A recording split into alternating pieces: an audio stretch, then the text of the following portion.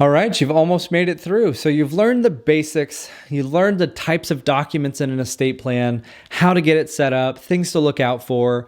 Once you have it in place, let's talk about how to keep it up to date. A trust in general is not going to be something that is going to have a lot of upkeep, okay? A lot of people think they have to pull it out every 6 months and review it. No, that's fine. A well-done trust can get dusty on a shelf for a few years. That's fine, especially if you know what the triggers are to cause you to update your plan.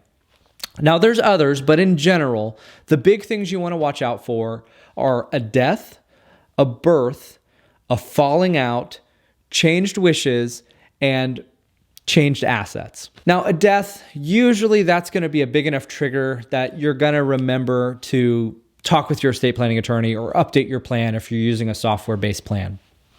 That means someone that's named in the documents passed away.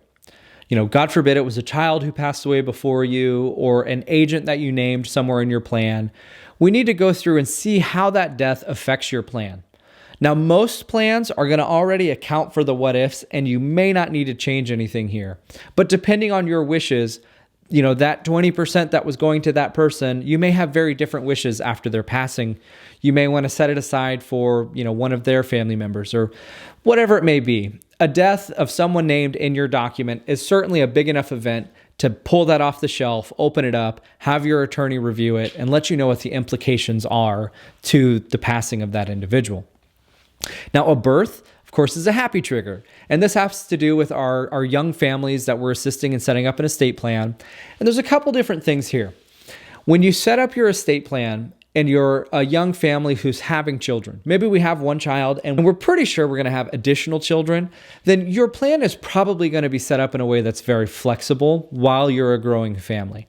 So we have one child, we know we're going to have more, so we're going to use what's called an open class in your document. And we're going to use an open class dispositive to get fancy. And that just means all of your current and future children are automatically included in your document. So you don't have to amend the document every time you have a child. But at some point, it will make sense when we are done growing. We know we have our 3 kids. We're not having any more. We've got 6 kids, whatever it may be. When we get to the point where I'm not having any more kids, for sure, this is it. It will make sense eventually to close the class. So we say, these are my children, name them explicitly. And then we close the future class where no one else is included. We name who's inheriting specifically and we exclude all else. Now, if your document is set up the other way and you're a growing family where we have a child and we close the class, we say, this child is my only child, no one else. And then you have another child, you need to update your documents right away to include that newly born child. So a birth is a happy trigger. There's ways to make it flexible when we're doing planning for young families that are growing their family to keep them out of the attorney's office every time they have a child and just do a one-time amendment type setup.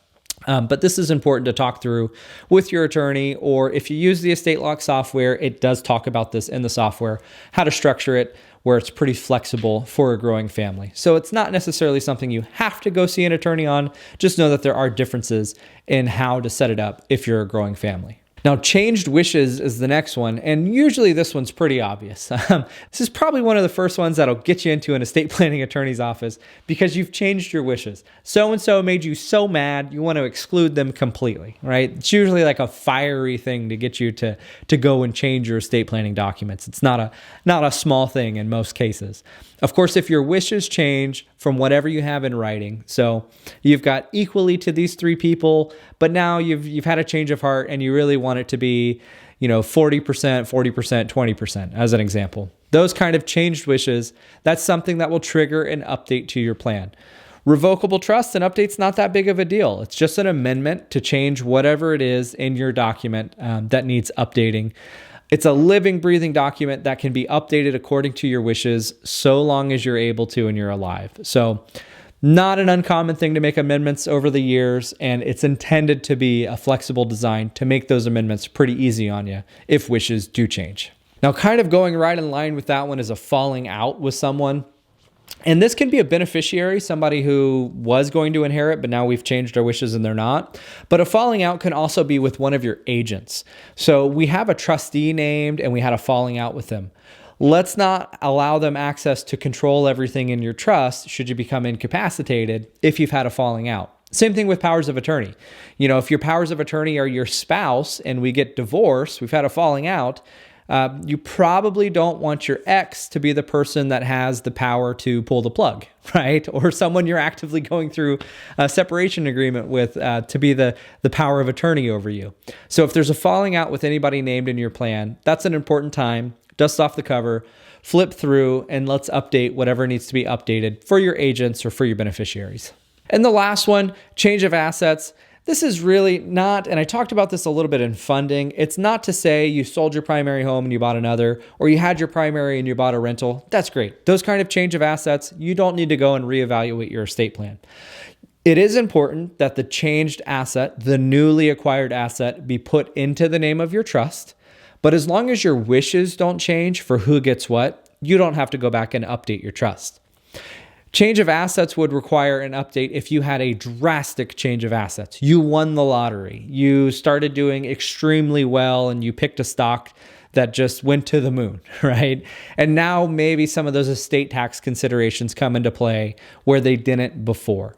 It's not to say you have to scrap what you currently have and start fresh. You have to start adding in additional techniques if some of those estate tax implications are starting to come into play. So big windfalls, that's something to, dust off the cover, check with an attorney to see how those increased assets affect your plan and whether any kind of advanced techniques are required to make sure everything is as optimized as it can be.